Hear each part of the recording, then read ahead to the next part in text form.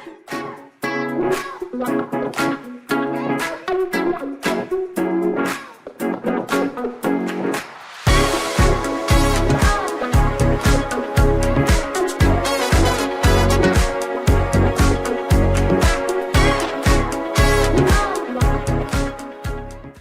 to the today's session. It is on two basic details that I want to share with you: the long-awaited fundamental analysis and what we should be watching for while we are doing analysis of any stock on the basis of fundamentals.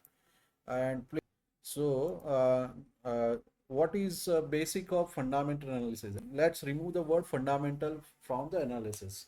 And what is an analysis? Say, for example, you are purchasing a samosa from any of the roadside vendor or from a good restaurant. So there is a difference in service or maybe quality, because roadside vendor may have used low quality food material, or vice versa for the restaurant one. So you may end up paying extra amount to say restaurant for the services, or for whatever reason they are giving as a service to you. So there is two things to watch while you are purchasing anything out. One is a value that you are giving to any of the things or material that you are purchasing, and the price that you are paying to achieve that thing. Another way to explain you is the real estate analogy, where one person who is willing to purchase a new house, so the property nearby to the vicinity of school, hospital, or metro, or for that matter any office is nearby, are having higher value compared to the one which are away from those locations, isn't it? तो ये ऐसा क्यों है? क्योंकि उसकी vicinity, उसका surrounding और बाकी सारी चीज़ें उसको इम्पैक्ट करती है in terms of price that you are paying for that same buildup facility. Say 2 BHK कोई परचेज करने जा रहा है तो 1 CR के आसपास उसकी वैल्यूएशन होती है in different areas, but it may say in certain areas it can cost up to say 1.5 CR because the locality, because of the crowd that that locality is containing or going to contain. So उस reason से the price is what you pay for any of the thing that you are buying, and value that you are getting is what you get as a due to the scenario that you are as a virtue of paying the price. So mind it, anything that you are paying for in the market, say for example 100 rupees for a stock, वो ज़रूरी नहीं है उसकी value 100 rupees हो. It can as a value anything higher than what you are paying for. So there are two things to watch here. One is the price and the other is the value.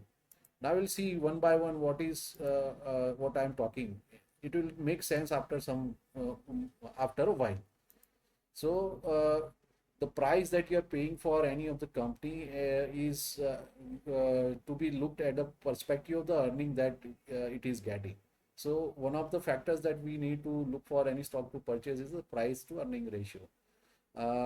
What question does it answer? Like आप कितना रुपया पे कर रहे हो for a specific stock to earn 1 rupees out of that stock. That is the basic understanding. Say for example, जितना price to earning ratio कम है तो उतना अच्छा है. For example A P of 5 means you invest ₹5 for earning 1 per year for any share, जिसके मतलब किसी शेयर का पी 100 है. That means you are paying ₹100 to earn out of that stock 1 rupee. That is what actually price to earning ratio is showing. जैसे रिलायंस का price earning ratio अगर ज़्यादा है तो फॉर 1 शेयर ऑफ रिलायंस और for a share of Reliance whatever money और price you are paying to purchase that will earn you 1 rupee for that relative price. तो उसका अर्थ ये हुआ कि जिसका पी कम रहेगा उन स्पेसिफिक स्टॉक्स के करस्पॉन्डिंग आपको probability of gaining more if that company is growing at the same pace as that of the other company. is higher, then you will be getting higher amount of return. तो price earning ratio क्या indicate करता है? The amount of money that you are paying for a incremental rupee that you are going to get for the company. Okay, so this is one of the ratios that we need to see through for selecting the stock on the basis of fundamentals. अच्छा, जितना कम P उतना अच्छा, but that doesn't mean that it is going to pay you out a good amount of money. But it is said that 20 is generally considered to be a good P. एक या दो या तीन अगर P है तो उससे अच्छा कुछ नहीं है। जो जिसका पी रेशियो कम है with reference to the industry, वैसे स्टॉक्स अगर सिलेक्ट करते हैं और उसका ग्रोथ प्रोस्पेक्ट ट्रेजेक्ट्री चेक करते हैं तो it is more beneficial comparatively. So S industry P क्या होता है? से for example Reliance is in से रिफाइनरी इंडस्ट्रीज. सो रिफाइनरी इंडस्ट्रीज में देर आर अदर कंपनीज. तो in that domain industry wide price earning ratio is defined. से वो industry में आपको एवरेज 50 रुपीज़ पे करना पड़ रहा है एज अ पी ही, जबकि रिलायंस का 100 रुपीज़ है. तो Reliance is more costlier compare to the industry norms. That is what we can say. तो इंडस्ट्री वाइड से अपना जो पी रहेगा वो कंपेरेटिवली लो रहेगा तो अच्छा है. तो another expect to see is a price to book value ratio.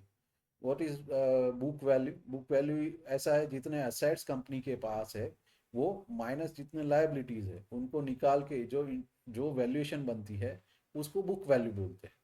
जबकि price that you are paying may be differed from the book value. again, how much am I paying for the company's net assets? It's company the it's compare the market price to the company's book value. This way, the book value के corresponding हम जो price pay कर रहे हैं, that is again a matter of concern for any company to be selected. Again इसमें भी same है, जितना भी lower रहेगा book value उतना अच्छा है. That is because कि आप कंपनी के अगेंस्ट में आपको कंपनी के ओवरऑल वैल्यूएशन के अगेंस्ट में आप कितना ज़्यादा प्राइस पे कर रहे हो. That is what it is showing. For example SBI का प्राइस अगर 590 रुपीज़ है का और and its book value is around 373, that means you are paying almost double the amount of the book value. That's what it is showing. That is a P/B ratio is more. That means you are paying more than the amount of the company that should be as a naked or as a whole. If it is diluted with the asset or liability scenario, what it is going to pay to you, you are going to pay for that reason. तो ये भी एक ratio ऐसा है जो कि valuation के हिसाब से हमें ध्यान में लेना है. अब तीसरा पॉइंट है debt to equity ratio. What is debt and what is equity? तो कोई भी कंपनी जिसको ग्रूम करना है तो दो तरीके से पैसा इकट्ठा करती है मार्केट में. एक तो डेट के तौर से और दूसरा इक्विटी के तौर पे. तो डिफरेंस क्या है?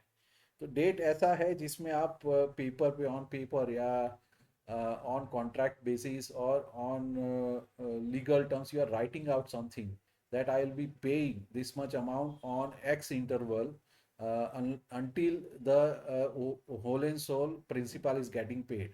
It is just like you are generating a debenture and you are as a company providing that debenture to any individual. उसके ऊपर आपको फिक्स अमाउंट ऑफ ब्याज हर महीने या हर साल जो भी टर्म्स डिफाइंड है उस दौरान आपको पे करना ही करना है, चाहे कंपनी लाखों कमाए चाहे कंपनी कुछ भी ना कमाए.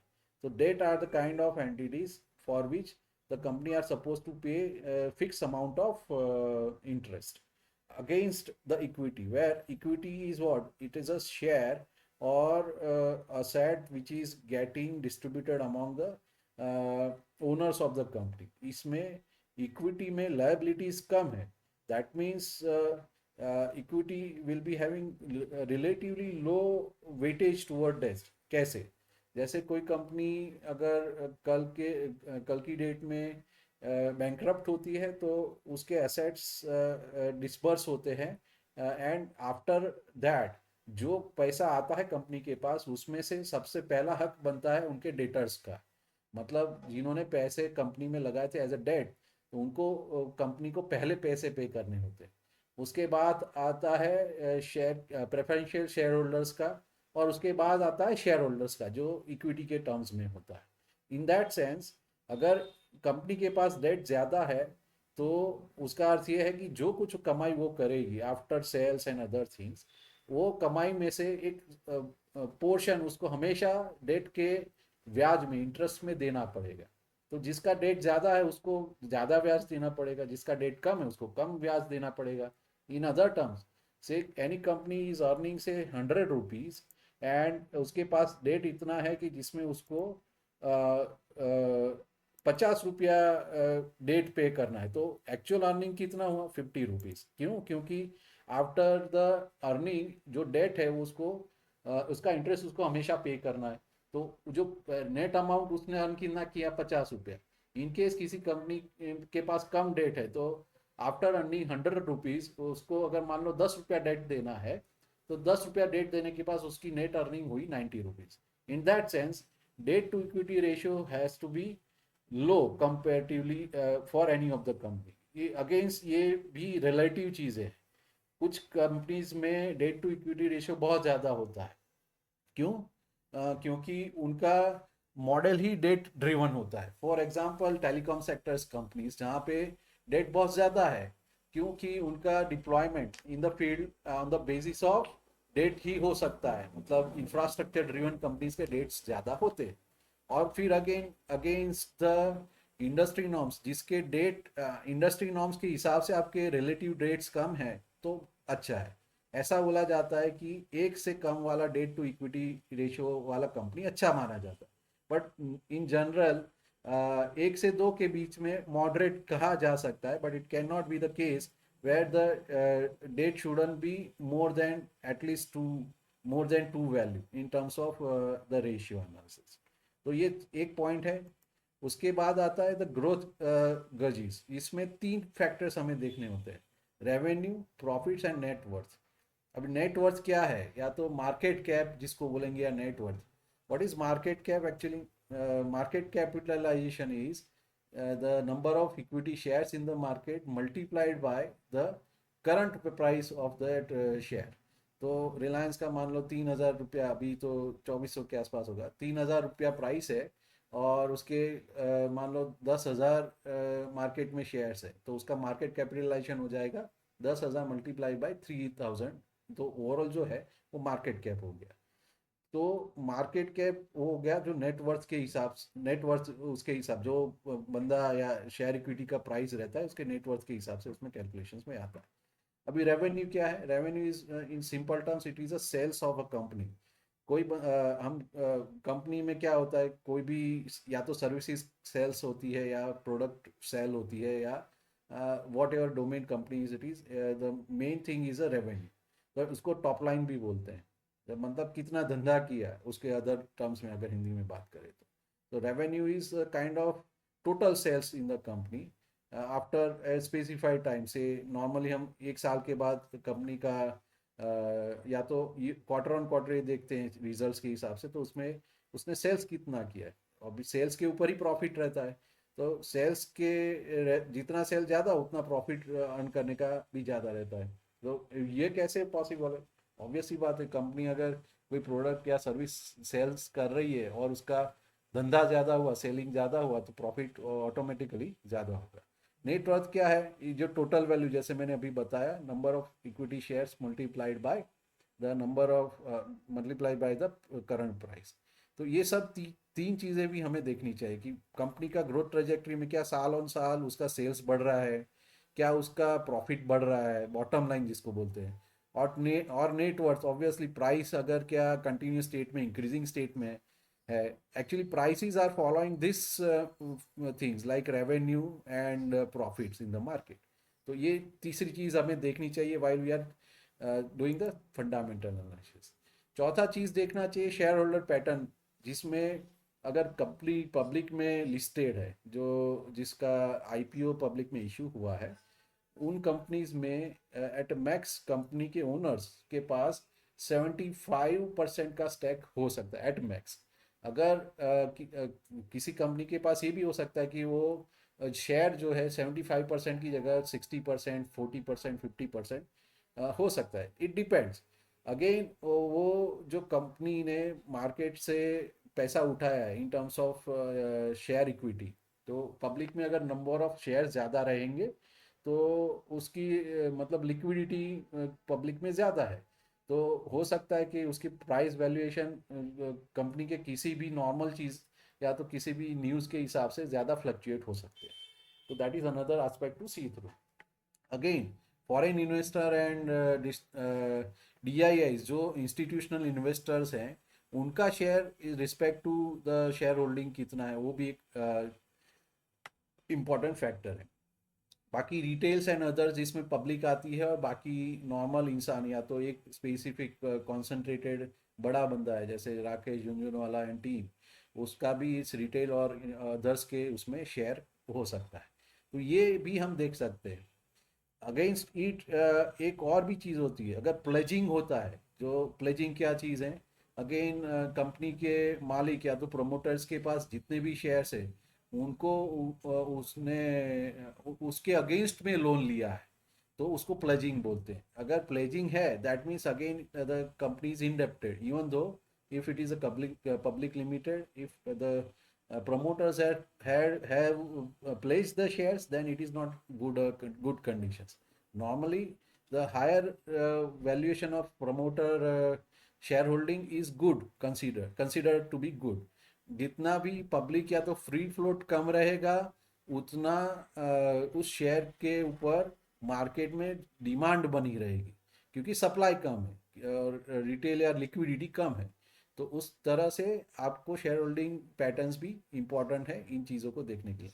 Will see through all this thing through one of the examples there. Then dividend yield, कोई भी कंपनी कुछ कमाई करती है, उसके जो प्रॉफिट्स होते हैं वो उनको उस प्रॉफिट को दो तरीके से दे सकते हैं, या तो शेयर होल्डर्स में एज अ डिविडेंड पे कर आउट किया जाता है, या ग्रोथ ट्रेजेक्ट्री में उस प्रॉफिट को लगाया जा सकता है। अच्छी कंपनीज या तो डोमेन में अच्छी करने वाली कंपनीज नॉर्मली डिविडेंड पे करती है, क्योंकि उनके पास उनका बिजनेस कांस्टेंट है, उनका ट्रेजेक्टरीज कांस्टेंट है, and that's why they are earning more. Other factor to look into on the dividend yield scenario, जहाँ पे the company owners are getting reaping out the profits of the company in terms of dividend pay out. Dividend pay out का अर्थ ये नहीं कि वो सिर्फ और सिर्फ शेयर होल्डर्स को या तो पब्लिक को पैसा डिविडेंड के तौर पे बांटती है, but it is also meaning that कि वो डिविडेंड जितने भी शेयर होल्डर्स है पर शेयर के हिसाब से उनको दिया जाता है। दैट मीन्स अगर मैं 75% ओनर हूँ कंपनी का, अगर मैं डिविडेंड डिक्लेयर करता हूँ 1 rupee per share, I will be getting कितना 75% of overall profits which are there in my pocket only, because I'm a owner having a 75% of stake in the company. In that sense, they are also paying themselves by declaring dividend। Other हो सकता है कि कोई company काफ़ी time से dividend declare ही ना कर रही हो, उनके ग्रोथ के परस्पेक्टिव से उनको पैसे लगाने की ज़रूरत पड़ती हो, तो उनके डिविडेंड यील्ड कम हो सकते हैं। That doesn't mean that some of the companies which are in growth trajectory are not good, considering the fact that their top line and bottom line are in increasing trend, and then price will always follow the fundamentals. In that sense, we have to see through two aspects. The older companies, the established companies must pay certain amount of dividend, तो वो company जो dividend pay out करती है वो अच्छी मानी जाती है। से for example oil, Indian oil या तो पब्लिक लिमिटेड कंपनीज में बहुत सारे नाम है जो अच्छा खासा डिविडेंड पे आउट करती है, तो ऐसे शेयर्स आपके अकाउंट में रहेंगे तो ईयर ऑन ईयर आपको not only the valuation increases of that company but also the dividend or the amount of return that company is giving is increasing in your account। So what we saw, the different factors that we need to consider: intrinsic value, the intrinsic value is the current price below the ये factors हमें ध्यान में रखना है। is the current price below the intrinsic value, is it a cheap, then दूसरा factor what we need to consider is the price earning ratio, क्या वो 20 से नीचे है, ये हमें देखना है। Then price to book value, is the price to book value less than 2 है। Debt to equity, is it between 1 और 2 और less than 1, that is also good. Then share holding pattern, जिसमें कि हायर प्रमोटर होल्डिंग होना चाहिए, और FII DII का ownership है क्या इसमें, मतलब फॉरेनर्स और large domestic investors are interested in it also, then in that sense it is a good company. Then top line growth and bottom line growth has to be in line with the company's price well. तो ये सब factors हम fundamental analysis में check करते हैं. तो हम थोड़ी देर बाद ये सब देखेंगे कि कोई एक कंपनी का एग्जांपल लेके कि कैसे दिखता है. तो इंट्रिंसिक वैल्यू ये सब चीज़ें चेक करके किसी भी कंपनी का, जैसे यहाँ पे एग्जांपल दिया है कि टाटा स्टील का कोई वैल्यूएशन करंट मार्केट प्राइस के हिसाब से वो कहाँ फॉल ऑन हो रहा है, ये 6 फैक्टर्स के हिसाब से अगर हम कैलकुलेट करते हैं, अगर 6 फैक्टर्स में वो पास ऑन हो जाती है तो that is a good company to invest in. And other factors to see through beyond ratios and other what fundamental points I have discussed, we need to see through for selecting any of the companies in terms of what is the future aspect, that is invest in future. For example, Coal India सिर्फ कोयले की खदानों में काम कर रही है तो वो तो पेरिशेबल बिजनेस हो जाएगा आने वाले दिनों में. तो ग्रीन एनर्जी पर्सपेक्टिव से जो कंपनीज अभी की डेट्स में काम कर रही है उनके ऊपर हमें वॉच डॉग रखना चाहिए, क्योंकि फ्यूचर ग्रीन एनर्जी है. तो ऐसे कौन कौन सी कंपनीज है जो कि हमें ध्यान में देनी चाहिए, जैसे अदानी ग्रीन और बाकी के और भी कंपनी है जिसको हमें ध्यान में लेना चाहिए. दूसरा एग्जांपल है कि भाई ऑब्वियसली टेस्ला इज मोर और less interested into the innovations. तो इन दैट टर्म्स लोगों की आंखें टेस्ला पे गड़ी हुई. The other principle to look at is the monopoly businesses. जो businesses monopoly वाले सिनारियोस में पार्टिसिपेट करती है, जिसका कोई कंपटीटर नहीं है मार्केट में या तो कम कंपटीशन है मार्केट में, तो ऑब्वियसली उसका मार्केट शेयर ज़्यादा होगा, उसका सेल्स ज़्यादा होगा, उसका टॉप लाइन बॉटम लाइन ज़्यादा होगा. In that sense, those companies having monopolies are having advantage over other companies. The third factor to see through while we are selecting any stock is the cut throat combinations कम होनी चाहिए.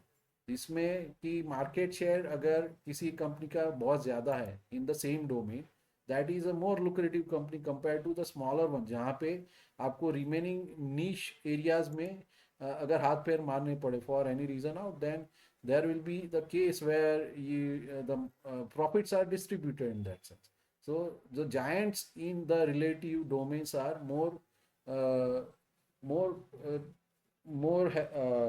probability to grow. तो ऐसे companies को हमें ध्यान में देना चाहिए. सो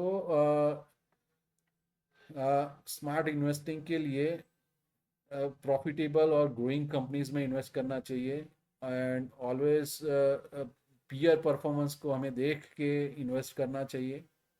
एंड इन्फॉर्म रहना चाहिए क्वार्टरली रिजल्ट्स या तो आपके ईयरली हाफ ईयरली रिजल्ट्स के हिसाब से आपको उसमें ध्यान में देना चाहिए. तो फंडामेंटल बेसिस पे ये सब चीज़ें इंपॉर्टेंट हो गई. ठीक है, तो सो फार हमने काफ़ी सारी चीज़ें देखी. सो this is PFC right. Okay, क्या क्या है इसमें डिटेल्स में देखो. मार्केट कैप हमने बताया, what is market cap, number of shares in the market multiply by current price. तो 359 इसकी करंट प्राइस है. ओके, और उसके सामने अगर मान लो उसके जितने भी इक्विटी शेयर इक्विटीज़ हैं तो वो उसके हिसाब से उसका मल्टीप्लाई करोगे तो मार्केट कैप होता है. What is then mid cap, large cap and small cap in that sense, it is a market capitalisation. तो लार्ज कैप कंपनीज किसको बोलते हैं, किसी को भी आइडिया है?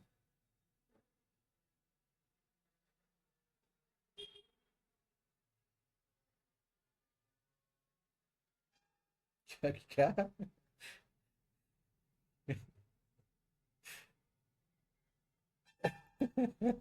एक मिनट, यहाँ पे एक और अच्छी फैसिलिटी है, पता है क्या? You can create your own screeners right.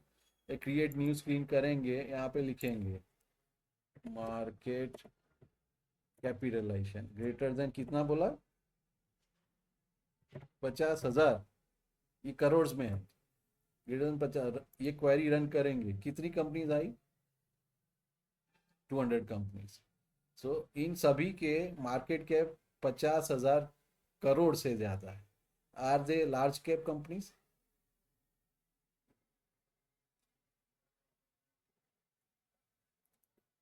तो largely there are 3 caps like जिसका वैल्यूएशन 100 करोड़ से नीचे उनको स्मॉल कैप बोलते हैं.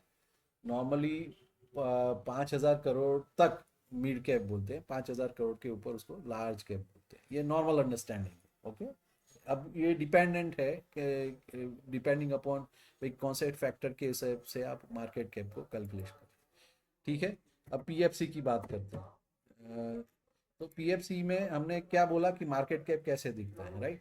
अभी करंट प्राइस ये है, high low ratio stock price to earning. Price to earning मतलब क्या, the amount of money that you are paying to company to earn 1 rupee out of it. What is it, P, is it P higher in this company? P का normally 20 से नीचे कम है। अब again ये भी देखना है कि उस इंडस्ट्री पी कितना है उसका, है ना। तो इंडस्ट्री पी के करस्पॉन्डिंग अगर देखेंगे तो उसके पीयर के हिसाब से कंपैरिजन कर सकते हैं। ये P with reference to different same line companies. If those companies are having higher PE compared to this, तो ये कंपनी रिलेटिवली अच्छी है। आर विद मी सो फार? तो पीई इसका ओके है, ठीक है। देन बुक वैल्यू, मान लो यहाँ देखो बुक वैल्यू के आसपास ही है, इसकी वैल्यूएशन 359 वर्सेस 385 है ना। तो बुक वैल्यू कम है, तो इसका मतलब PB, ratio of price to book will be comparatively लो।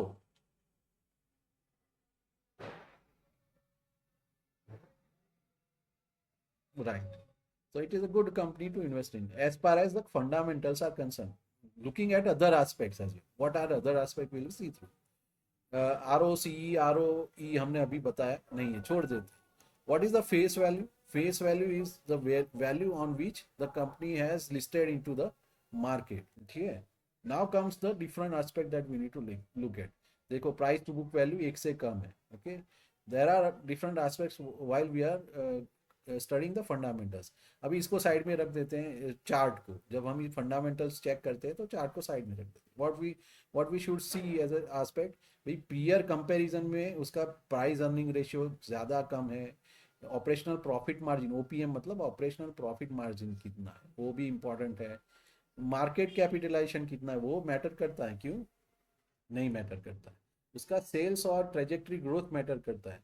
अभी देखो 28,890 का उसका सेल्स है इन करोड़ में, क्वार्टरली सेल्स है। ओके, तो सेल्स में वो 12% वेरिएंट के साथ वो ग्रोथ कर रही है। Return on capital employed is 9.73, it is relatively okay with reference to the peers. Profit पर 3 इयर्स का प्रॉफिट मार्जिन है परसेंटेज वो 17% है। It is a very good company in that sense, क्योंकि हर साल वो 17-18% प्रॉफिट मार्जिन से ग्रो कर रही है। और current price to book value is 0.93, earning per share मतलब वो 75 रुपीज़ आपके एक शेयर के अगेंस्ट में आपको अर्न करके दे रही है। That is what it is showing in terms of 12 महीने के हिसाब से। Okay, this is how the comparison with reference to peers in the same domain we can see through. Now come down to the quarterly or the half yearly or yearly results. यहाँ पे क्या क्या चीज़ें देखनी चाहिए। तो company का जो टॉप लाइन है ना, जो रेवेन्यू जिसको बोलते हैं, top line is a revenue, मतलब वो कितना धंधा करती है। तो टॉप लाइन को देखने के दो तरीके हैं, एक quarter on quarter incremental facts देखते हैं। जैसे सितंबर, यहाँ पे सितंबर एंडिंग तक के रिजल्ट्स हैं, तो ये रिलेटिव टू द क्वार्टर उसके सेल्स कितने हुए बता रहा है। क्या relative to the previous year quarter उसका सेल्स बढ़ा है? हाँ। क्या उसके पहले साल से भी उसका रिलेटिव सेल्स बढ़ा है? यहाँ पे 22,000 था, यहाँ पे 25,700 है, या 28,800 है। हाँ, बढ़ा है। तो top line is increasing, that means it is in a growth trajectory. Same is the case, देखो 22 सितंबर 22, 23, 24, 25 उसमें इंक्रीमेंटल ग्रोथ फैक्टर दिख रहा है, तो it is a growing company क्योंकि उसके सेल्स बढ़ रहे हैं। बाकी इंटरेस्ट और एक्सपेंसेस, अब ये एक इंटरेस्ट वाला फैक्टर भी ध्यान में देने जैसा है। जो आप ईयर ऑन या quarter on quarter interest payment की वैल्यूएशन देखो, वो भी बढ़ रही है। That means it is not reducing any kind of debt from its company. हो सकता है ना कि वो इंटरेस्ट उसको ज़्यादा ज़्यादा पे करी, मतलब जितना पैसा कमा रही उसमें से उसको एक पोर्शन इंटरेस्ट में देना पड़ रहा है। दैट इज बिकॉज वाई, उसने कहीं मार्केट से पैसा उठाया डेट के तौर पे। तो ये इंटरेस्ट पोर्शन जो दिखा रहा है वो डेट के अगेंस्ट में दिया गया पैसा है। मतलब 28,890 का धंधा किया, उसमें से 17,000 करोड़ उसको इंटरेस्ट में पे करने पड़ रहे हैं।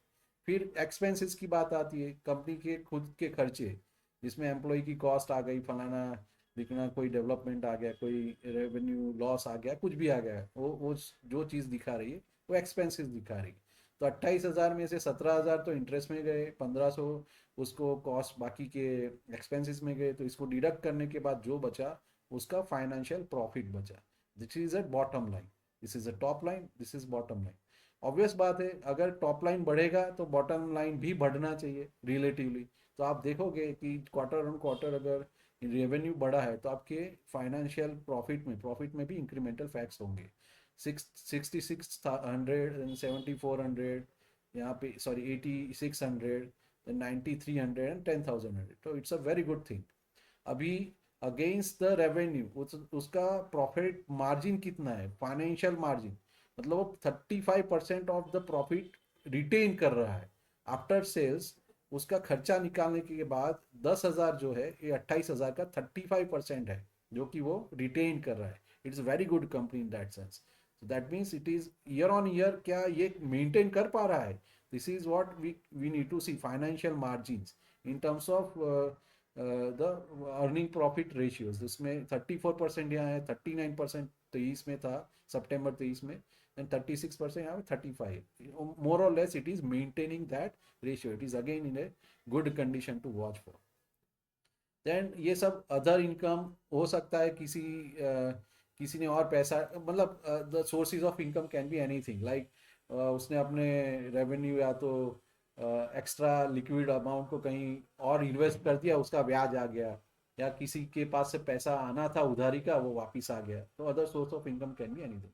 तो ये ऐड हो जाता है, ये इसमें ऐड हो जाता है, और डेप्रिसिएशन डिलीट हो जाता, मतलब निकल जाता है। तो ये निकलने के बाद नेट प्रॉफिट जो बचता है, इसको प्रॉफिट बिफोर टैक्सेस बोलते हैं।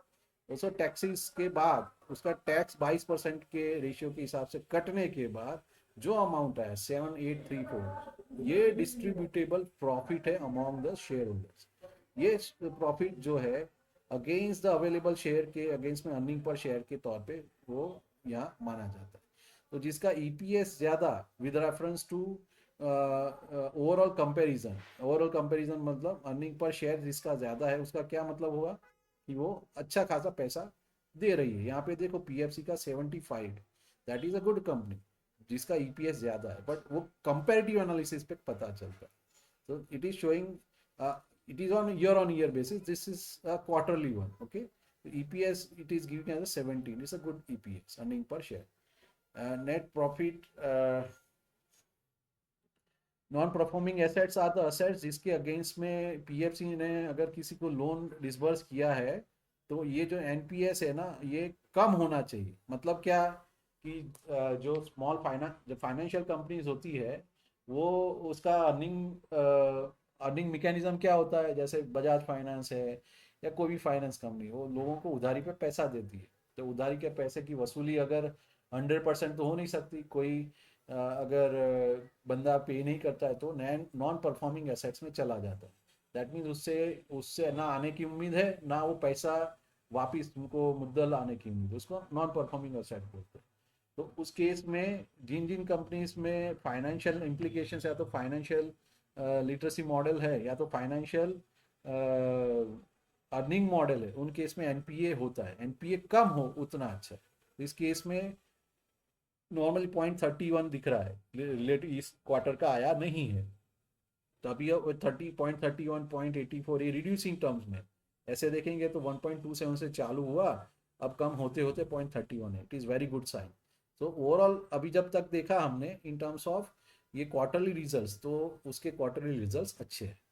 जैसे प्रॉफिट और लॉस की बात करें तो इसमें सेम चीज़, रेवेन्यू है, रेवेन्यू के अगेंस्ट में एक्सपेंसेस के बाद आपके पास फाइनेंशियल प्रॉफिट है, ये ईयर ऑन ईयर है। This is a year on year profit है, अभी मंथ टिल डेट क्या, तो अभी तक का जितना फाइनेंशियल प्रॉफिट है उसकी बात करेंगे। तो इसमें क्या क्या फैक्टर्स हमें देखने चाहिए, year on year incremental trajectory होना चाहिए, उसके अगेंस्ट में प्रॉफिट्स भी बढ़ते होने चाहिए, प्रॉफिट मार्जिन्स अच्छे होने चाहिए, और प्रॉफिट आफ्टर टैक्स के बाद जो अर्निंग पर शेयर है वो अगर बढ़ रहा है तो और भी अच्छा, that is very good company.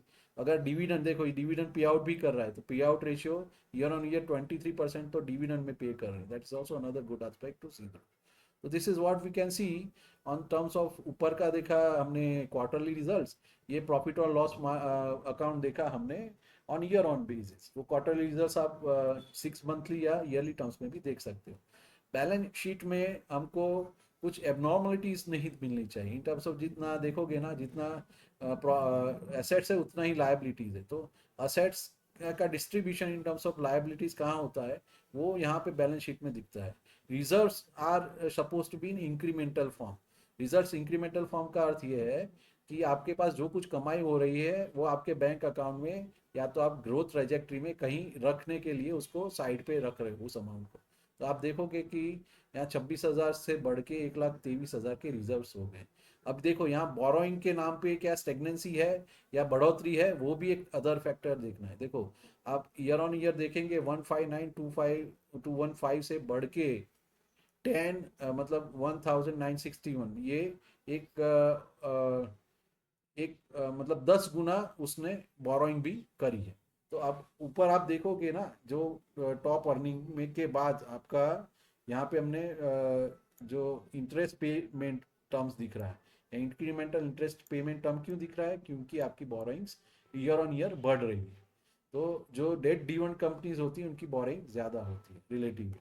इसका price to debt to equity ratio क्या रहेगा इस केस में, कहीं लिखा है इसमें? इसमें नहीं है, आप इसमें ऐड कर सकते हो, एडिट द रेशियोज। यहाँ पे देखेंगे डेट टू इक्विटी,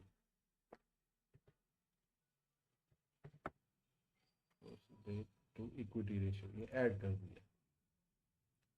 अब सेव, अब इसमें डेट टू इक्विटी कहाँ गया, 7.88, मतलब ये कंपनी के पास ज़्यादा डेट टू इक्विटी रेशियो है। ये अब अभी हमें समझ में आ गया है। जहाँ पे नीचे हमने उसकी जो बोरोइंग्स है वो ईयर ऑन ईयर बढ़ रही है, उसके हिसाब से ये डेट टू इक्विटी रेशियो भी दिखा रहा है। Now coming down to cash flow, again cash flow is showing that आपने कुछ धंधा किया है। तो मार्केट में आप उधारी पे धंधा करते हो और आपके जो पेमेंट्स है, आपने जो सर्विसेज देनी थी उसके अगेंस्ट में वो पेमेंट्स रिसीवेबल होते हैं, डिफर्ड होते हैं। तो उस केस में जहाँ पे कैश फ्लो जो है वो अगर पॉजिटिव है तो वो अच्छी बात है। तो इस केस में पॉजिटिव नहीं है मार्च 25 में, और मार्च 24 में वो पॉजिटिव थे रिलेटिव सभी जगह पे। वो धीरे धीरे करके अभी पहले बहुत पॉजिटिव था, यहाँ पे 22 में कुछ तो हुआ जिसकी वजह से ये नेगेटिव में कैश फ्लोज चले गए। अभी वो कम होके पॉजिटिव आए थे 24 में, वापस से नेगेटिव में कैश फ्लो चले गए। वो रीजंस काफ़ी अलग अलग हो सकते हैं। तो जिसका कैश फ्लो पॉजिटिव है दैट शोज दैट उसके अकाउंट में रिकर्सिवली पैसा आ रहा है। वो उधारी मतलब जो काम करना है या करके देना है उसके अगेंस्ट में जो पैसा रिसीव होने वाला है वो आ रहा है उसके पास। अभी रिटर्न ऑन इक्विटी छोड़ देते हैं, अभी इसके रहते अभी शेयर होल्डिंग पैटर्न्स की बात करते हैं। उसमें 4 फैक्टर्स हैं, प्रोमोटर्स हैं, foreign investor, DIIs and public. इनके अब यहाँ देखेंगे प्रमोटर का इन्वेस्टमेंट किसी ने कम किया है क्या काफ़ी टाइम से, नहीं। ये 50 ऑलमोस्ट 56% कॉन्स्टेंट है। क्या फॉरेन इन्वेस्टर्स ने कम किया है? यहाँ 18.84 से 18.33 फॉरेन इन्वेस्टर ने कुछ पैसा निकाला है। देन डीआईआई इसने निकाला है यहाँ पे, ये है सितंबर से और दिसंबर के क्वार्टर की आउटकम है। तो डीआईआई इसने भी निकाला है। ये दो पैसा निकाला तो गया कहाँ, तो बोले वो पब्लिक में डिस्ट्रीब्यूट हुआ। यहाँ पे देखेंगे तो 9.13 से बढ़ के 10.18 हो गया। That is showing that the investors or the owners are not selling their equity to anybody, but there is some degradation or decremental facts on the front of FIIs and DIIs। ये quarter on quarters कम होते दिख रहे हैं। यहाँ पे जून से लेके सितंबर में बढ़ाए थे, वापस दिसंबर में कम हुए। So this is showing that more और less the investment is stagnant, और यहाँ पे कोई वरीसम बात नहीं है। बट यहाँ पे क्योंकि पब्लिक के पास थोड़ा पैसा ज़्यादा गया है तो यहाँ पे आपको इंक्रीमेंटल वैल्यूज दिख रही है। ये बात हुई आपकी PFC के बारे में। अब जो लॉस मेकिंग एंटिटी है वोडाफोन आइडिया, उसके बारे में बात करते हैं। यहाँ पे आप देखिए वोडाफोन का मार्केट कैप कितना है, इतना ज़्यादा है। करंट प्राइस क्या है, 11 रुपया है। हाई टू लो 12 और 6 के बीच में है। बुक वैल्यू माइनस है, ये माइनस क्यों दिख रही है, एनी आइडियाज?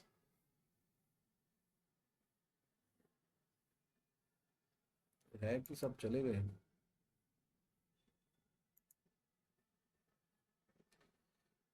ओके, तो जिस बुक वैल्यू लॉ, जियो कंपनी का लॉस लॉस मेकिंग कंपनी है उसकी बुक वैल्यू हमेशा नेगेटिव रहती है। अभी बाकी के फैक्ट्स आपको दिखेंगे कि जहाँ पे डेट टू इक्विटी यहाँ कुछ है ही नहीं, बहुत सारा ज़्यादा ही डेट है। ऑपरेशन प्रॉफिट मार्जिन 42% दिख रहा है ओपीएम यहाँ पे। ये अभी जो कोई रिजल्ट्स या तो डिटेल्स होंगे उसके हिसाब से हम बात करेंगे। यहाँ पे अगर आप कंपेरेटिव एनालिसिस करोगे तो ओपीएस 42% है, अच्छी बात है।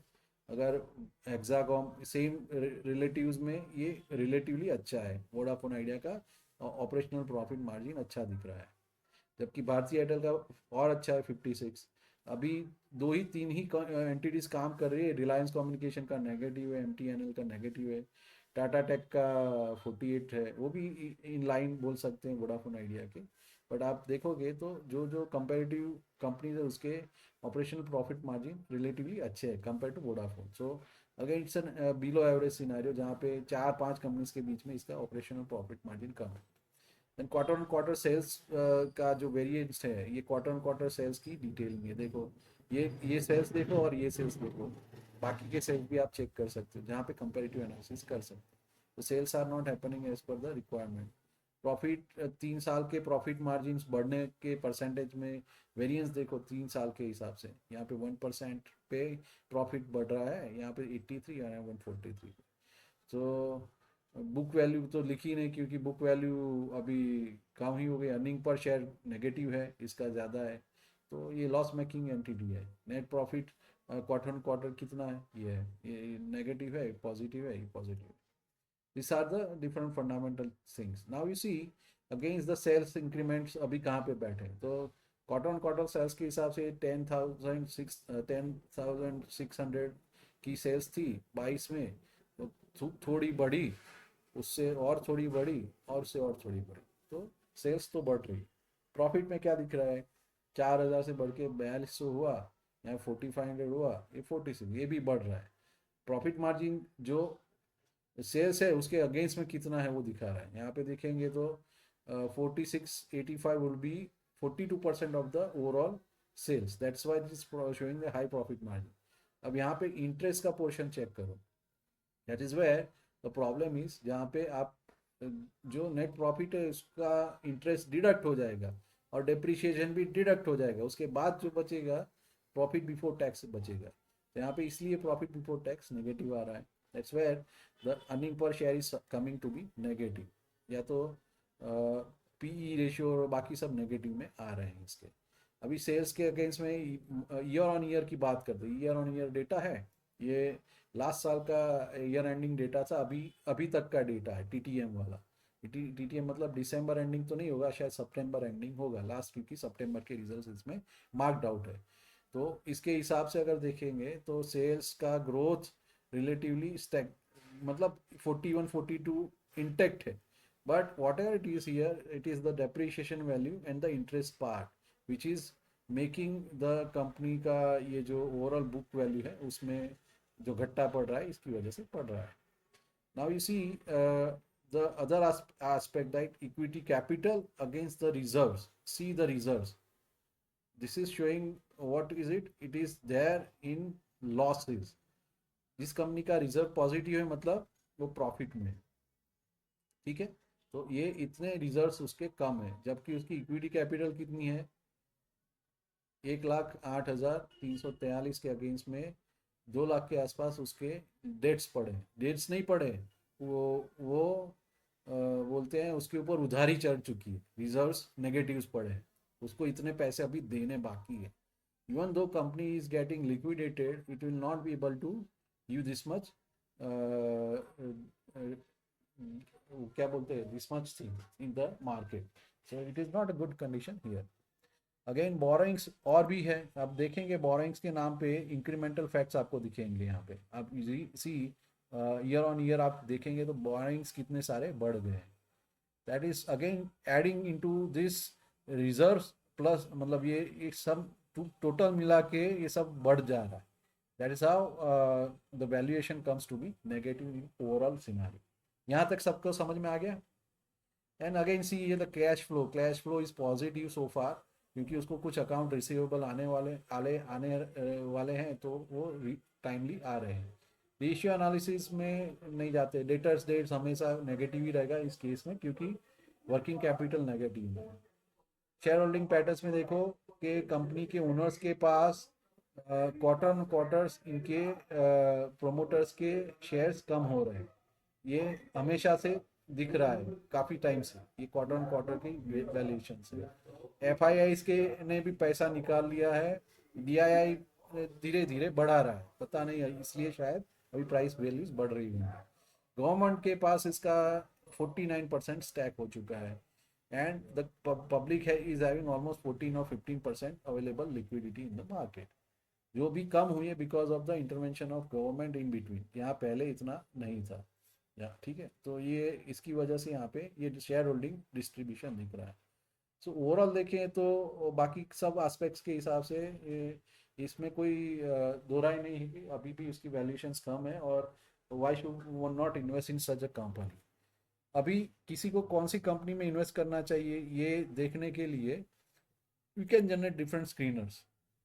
जैसे मैंने यहाँ पे फंडामेंटली स्ट्रॉन्ग स्टॉक्स की एक स्क्रीनर बनाई थी, ऐसी स्क्रीनर आप खुद बना सकते हो। इसका profit growth year on year 3 साल से 3 साल में 10% से ज़्यादा रहा हो हर एक साल में, देन सेल्स ग्रोथ भी 10% से ज़्यादा रहा हो, रिटर्न ऑन कैपिटल एम्प्लॉयड ज़्यादा रहा हो, डेट टू इक्विटी 1 से कम हो, करंट रेशियो 3 से कम होंगे, प्रोमोटर होल्डिंग 30% से ज़्यादा हो, और उसकी अनप्लेज होंगी। मतलब प्लेजिंग मतलब क्या, आपने अपने शेयर के अगेंस्ट में लोन लिया है, तो वो प्लेजिंग नहीं होनी चाहिए, अगर प्लेजिंग है तो खराब है।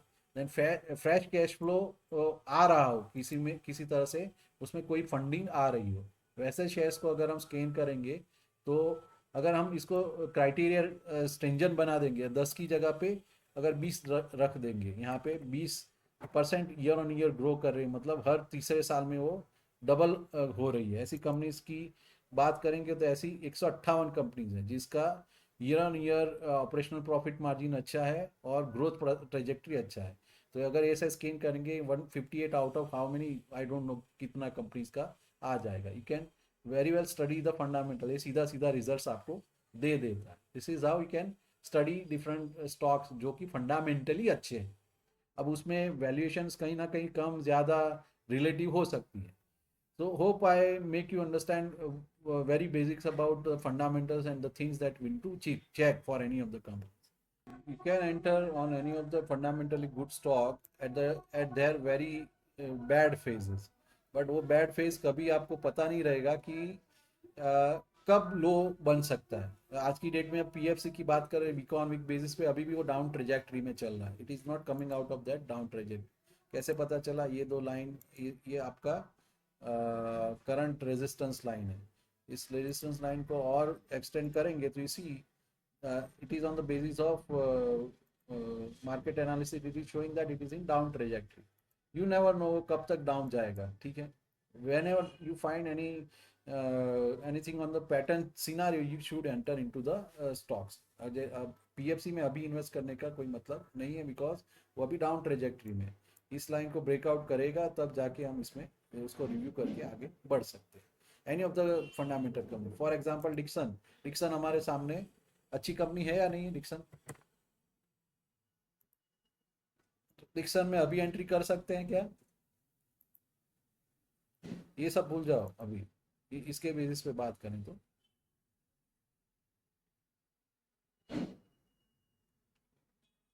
ये जब कभी आपको टेक्निकल ओवरव्यू देगा, टेक्निकल एंट्री देगा, तभी आप इसमें एंट्री कर सकते हो। ये इस टाइम पे भी लेने लायक था, इस टाइम पे भी लेने लायक है, इस टाइम पे भी लेने लायक है। But whenever you should get a technical analysis and for a good fundamental companies and it is in line with your trajectory, या फिर क्या बोलेंगे उसको, कि वो भाव दिख रहा है, तब जाके आप एंट्री लेंगे, उसके बिना नहीं। इसीलिए fundamentals are important but they will never give you when to enter.